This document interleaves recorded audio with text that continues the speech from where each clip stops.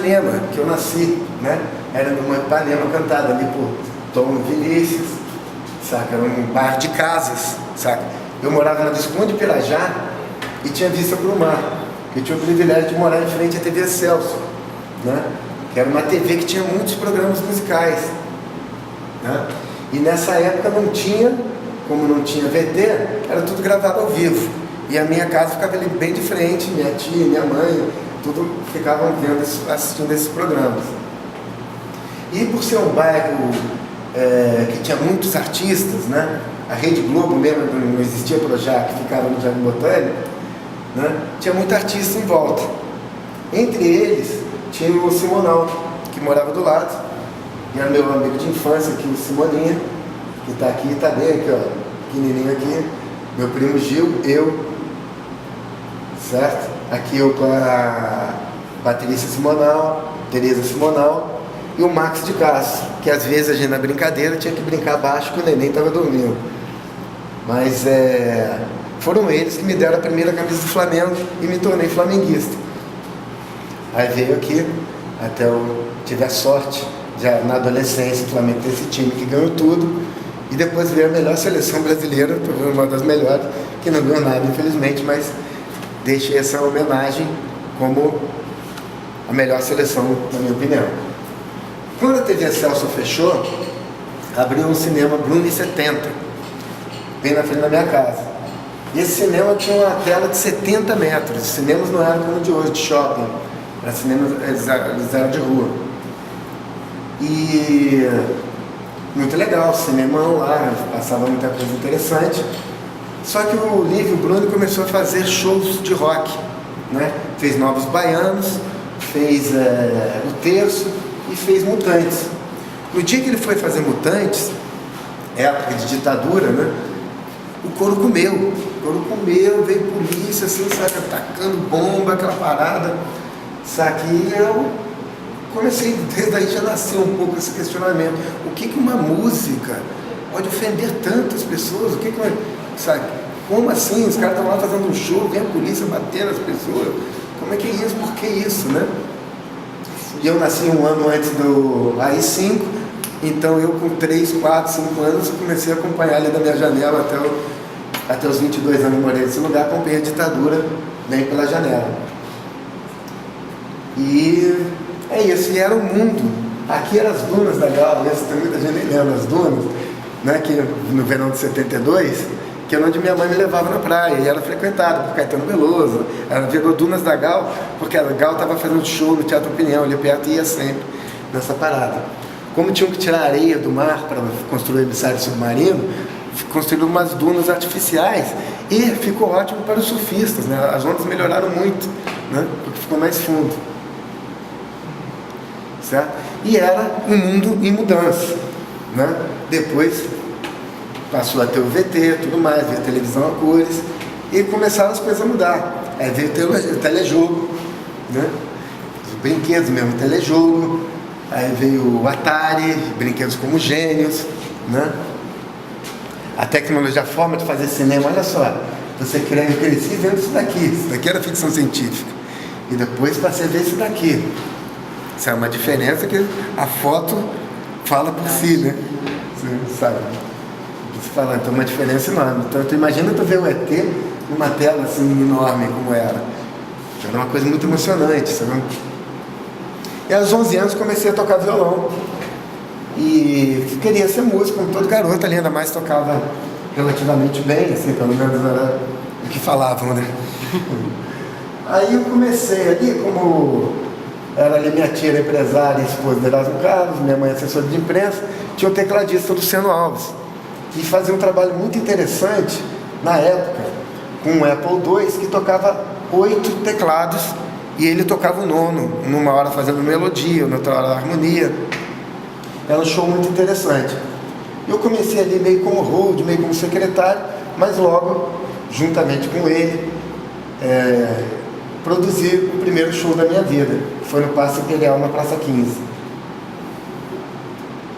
E foi bem legal. E a partir daí eu vi que realmente a minha parada, a minha visão para show era coisa muito mais macro.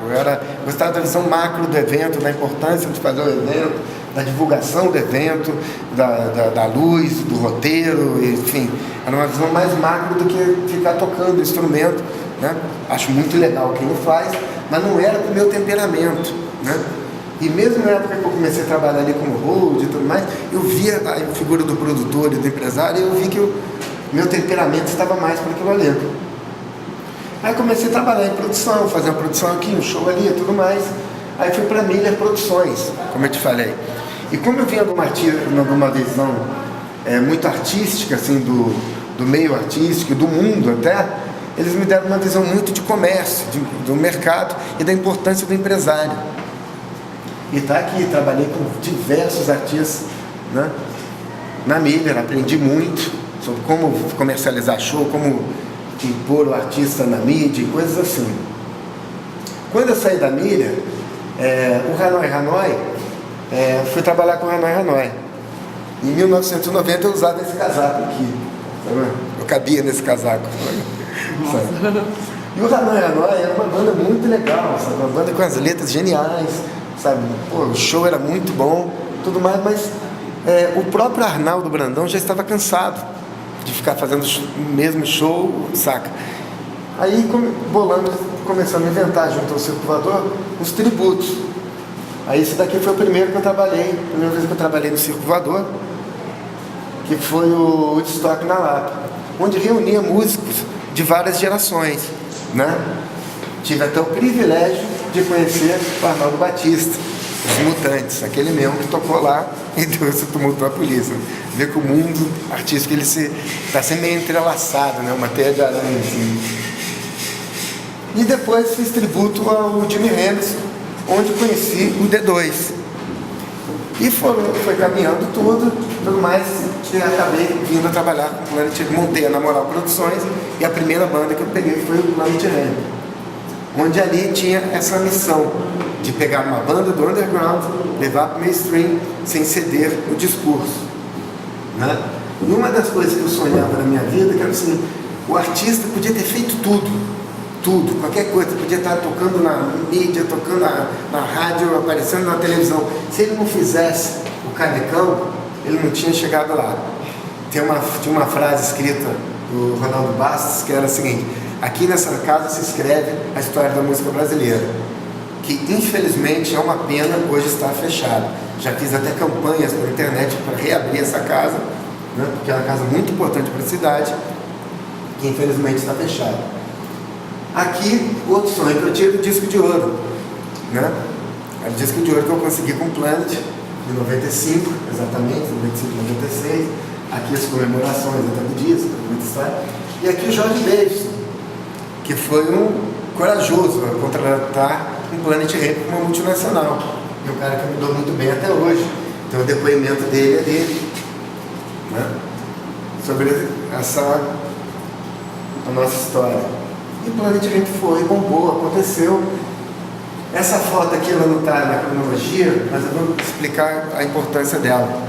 Na verdade é o seguinte: Planet Hemp é a primeira e única banda brasileira até hoje a fechar uma noite num palco principal de um festival internacional, com bandas gringas, né? Porque o brasileiro está muito acostumado a essa história de ser aperitivo mesmo do gringo. Você vê assim agora no festival que vai ter aí na frente, sabe, o Lulu Santos não pode ser um show de abertura de quem? Quem é que vendeu tanto quanto ele, quem sabe? E ele está lá abrindo show, você não sabe nem para quem. Às vezes umas bandas montadas que já acabaram lá fora, você remonta para vir fazer um show caça-níquel aqui e tudo mais, enfim. Planet Hemp, eu conversei com o Lollapalooza, foi uma batalha, sabe? Eu falei, não, só faço o Lollapalooza se for fechando à noite, no palco principal, certo? Aí fechamos, e foi uma grande conquista. E sinto pena hoje que os outros artistas nacionais não venham se impor um pouco mais nesse sentido. Que é certo? Isso aqui foi em 2011. Foi 2011, se não me engano. Foi a volta do Planet Hemp, foi em 2012? 2012, desculpa. 2012. Aqui várias cenas de estrada. Aqui o Planet de primeira vez em Nova York, com o seu Jorge na percussão. Seu Jorge na percussão do Planet Hemp. Aí veio a prisão do Planet Hemp, que eu conto mais ali na frente melhor. Certo? Só que aí D2, após a prisão, lançou o primeiro disco solo dele.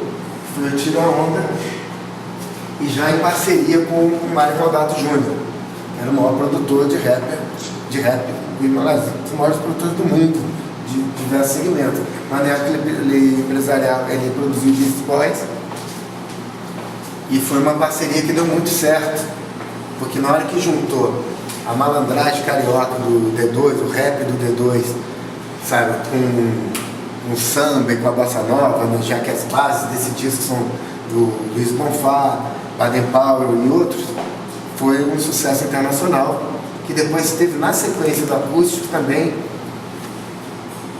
Fizemos muito show lá fora, aconteceu, estourou e foi muito bom, muito legal.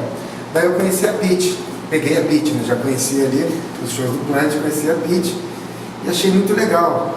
Inclusive tem aqui na exposição o livro que ela leu, O Admirável Mundo Novo, que se tornou Admirável Chique Novo. E esse livro é o exemplar dela, que ela leu, inclusive tem várias anotações aqui dela, assim, observações, sabe? Que ela achou interessante, ó, sublinhou, que a inspirou a escrever as letras do Admirável Chique Novo.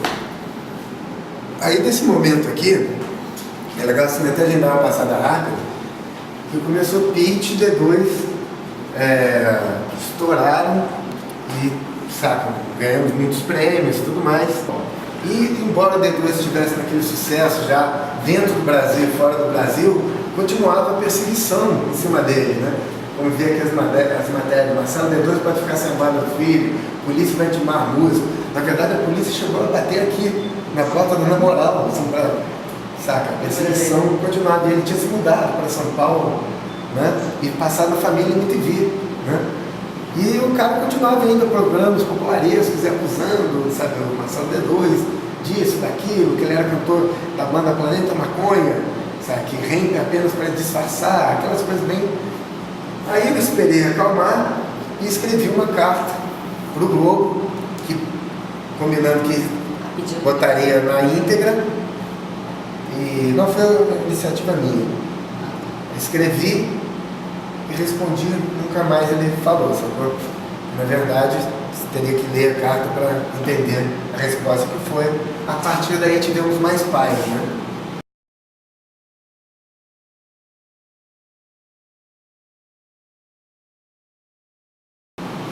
E começou a sequência, né, de prêmios, assim, sacou? Muito prêmio e tudo mais. Outro momento que teve aqui na carreira da Pitty, né, foi com o Peu, né, que era o parceiro da Pitty, né? Equalize com ele, por exemplo, parceiro da Pitty em várias músicas, na minha opinião, o melhor guitarrista da geração dele. E ele era grande amigo meu, nós nos tornamos amigos, e era aquele cara que eu mais me divertia junto, assim, pós-show, né? Muitas vezes a gente ia pro quarto, ficava tomando a cerveja e tocando violão. E ele gostava do jeito que eu tocava, ficava tocando violão um com o outro, não sei o quê.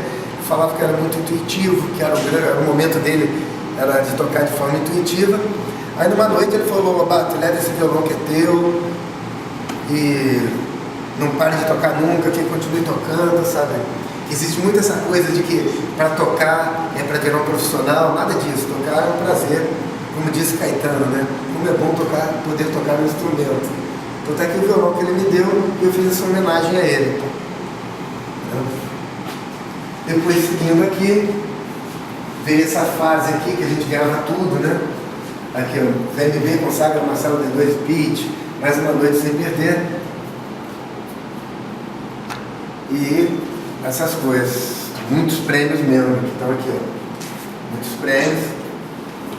Na verdade é o seguinte, em prêmios nós temos aqui, a Na Moral tem 24 VMBs, 12 prêmios Multishow, 5 prêmios da música brasileira, eu não sei quantos outros e tal, mas tem esse aqui que me dá muito orgulho, que é da Associação Paulista de Críticos de Arte, né? Que é muito legal você ter o prêmio por venda, por tudo mais, mas você ter reconhecimento da sua categoria é muito importante, né? E a Pitty tem um e o Marcelo D2 tem um também. Então eu tenho muito orgulho desse prêmio aqui da Associação Paulista de Críticos de Arte, né?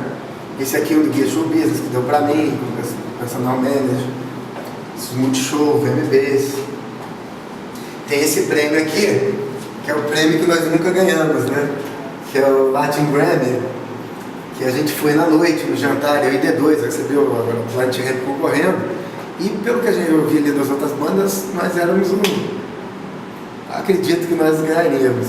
Só que veio Osama Bin Laden, derrubou as Torres Gêmeas, e nunca recebemos esse prêmio, nunca aconteceu essa noite de premiação. Então foi esse prêmio que a gente não ganhou. Depois eu veio aqui, eu me lembro que eu vi a Pitty compor, né? A Pitty é muito boa compositora, só que ela tinha aquela coisa do piano, do violão. Eu falei assim, pô, essa menina escrevendo tão bem, tocando também, vou dar um piano para ela. Aí eu dei um piano para ela, não é esse no caso, mas dei um piano para ela e ela adorou. Eu acho que essa aí começou ela se dedicar ao piano e veio o Agridoce, né? O Agridoce que lançou disco, viajamos nos lugares, tudo mais, foi um show muito legal de se fazer. Bom, quando lançamos o disco do Planet Ramp, Os Cães Ladram, Mas a Caravana Não Para, né? A banda estourou como nunca, né? Estourou, aqui a minha foto é com o Butch Randolph, que fez a arte do disco, foi um momento muito legal da carreira, mas era aquela coisa, né? O Planet Ramp, em algum momento, seria preso. Era uma coisa que, sabe, eu sempre torcia assim era uma coisa que poderia acontecer, não seria uma surpresa, você tinha que estar pronto para a situação, né? E acabou sendo em 1997, né? Tem aqui a camisa até hoje, ó, do dia da prisão, certo? Aqui a foto dele saindo da prisão, eu tenho o alvará de soltura deles, e aqui, anos depois, para a nossa surpresa, né? O juiz que prendeu o Planet Ramp, que deu ordem de prisão, foi afastado porque ele ajudava os traficantes. Ele recebia propina de traficantes para facilitar o tempo de prisão deles, conseguir aqueles indutos de Natal, todas as facilidades, né? Então, esse é um retrato do Brasil, né? Prende uma banda que está tocando uma música, falando uma coisa que todo mundo conhece, um disco que já tinha sido lançado, era sucesso, sabe? Como diz Tom Jobim, sucesso no Brasil encarado como ofensa pessoal, não sei porquê, mas enfim, também era uma forma dele aparecer na mídia, né? Aí deu voz de prisão, a banda ficou presa 5 dias, mas depois descobrimos que o cara recebia dinheiro de traficante. Um dia, né, depois de ter, eu e D2, né, conseguimos tudo que a gente pensava ali com o Planet Ramp, de tirar do mainstream, de fazer um final de semana inteiro no Canecão, lotar shows, tudo mais, sabe? Aí a gente estava em Búzios, passando o Réveillon juntos, com as famílias, aí resolvemos jogar o War, né? E o War, quando você tira essa carta aqui, 24 territórios, quando são 6 pessoas jogando, é foda, né? Aí ele pegou, eu peguei, a gente riu, aí começou a brincar e falar assim, vamos tornar isso nosso objetivo de carreira agora, fazer show em 24 países. Hoje estamos em 26 já. A estratégia que nós pensamos, né, para conquistar os 24 territórios foi assim, vamos começar por Nova York. A gente já tinha tocado lá, mas não no Summer Stage, que é um festival muito legal, que é o festival que o nova-iorquino gosta e vai artista do mundo inteiro. Então seria importante tocar lá. Aí eu, durante o carnaval aqui no Rio, não tinha muito o que fazer, mandei o material para a Erika Liotz, que é a curadora do festival, né? Se tornou minha amiga. E cheguei para ela e expliquei, falei, olha, eu não falo muito bem inglês. Essa foi exatamente a primeira visão que eu tive da Nora que entrei na sala dela. Mas para vocês eu entendo muito bem, e sei que meu artista cabe muito bem no seu festival, né? Nos tornamos amigos, tudo mais, foi uma noite divertida, depois foi uma noite lá na casa da Bebel Gilberto. Mas aí eu pensei o seguinte, não basta a gente ir lá fazer um show e voltar, você não vai acrescentar, a gente já tinha feito show em Nova York, tinha feito show no Japão, já tinha feito show no Canadá, a gente tinha que fazer mais. Aí o que eu resolvi fazer? O que a gente pensou? A gente alugou uma casa de 5 andares, no East Village, certo? No número 36, não lembro o nome da rua agora, e montamos uma base lá para receber durante um mês, né, uma série de artistas, as pessoas que estavam no festival e tudo mais, certo? E outros nova-iorquinos. Aqui a Jana Chasp, que um dia foi lá fazer uma moqueca pra gente, para uma série de pessoas, artistas plásticos, uma galera legal. E a casa era ótima para festa. Ela era 5 andares, mas ela era mais vertical. Você entrava, ainda tinha um andar de baixo aqui, assim, sabe? E aqui que a gente fazia as festas, que tem os filmes ali que dá para ver melhor, né? Também aproveitamos para gravar uma música no estúdio Electric Ladyland, do Jimi Hendrix, né? Fizemos até festa fantasia, enfim, curtimos Nova York pra caramba. E nessa também tinha o seguinte, tinha uma banda que fazia junto, né? Tinha que fazer uma banda, aí eu mostrei o trabalho da Pete, a Érica também adorou, e a Pete tocou antes do D2, junto com o D2 no Summer Stage. Só que ela achou que a casa estava muita bagunça, e a banda dela ficou com banda e outra foi pro Chelsea Hotel. Chelsea Hotel é um hotel histórico, né, tudo mais, vocês conhecem. E ali pelos corredores que ela começou a ficar sozinha com o Martinho, tocando as coisas assim. Acho que aqui foi uma fase importante assim para o Agridoce, né? Aqui a participação da Bebel junto com que participou do show do D2. Aqui um dia eles deram até limousine pra gente andar. Assim, foi uma fase muito legal. Enfim, aí depois de ter feito esse agito inteiro lá, rodada de Nova York pra caramba, fazendo festa, né, e tá famoso lá na coisa, foi o repórter do New York Times, lá na nossa casa, e fez o seguinte: ele chegou lá às 11 horas, meio-dia, né, para fazer entrevista, né? E saiu meia-noite. Aí entrou no clima de festa, sabe? Entrou no clima da festa total, adorou, pá, a gente ficou maladão.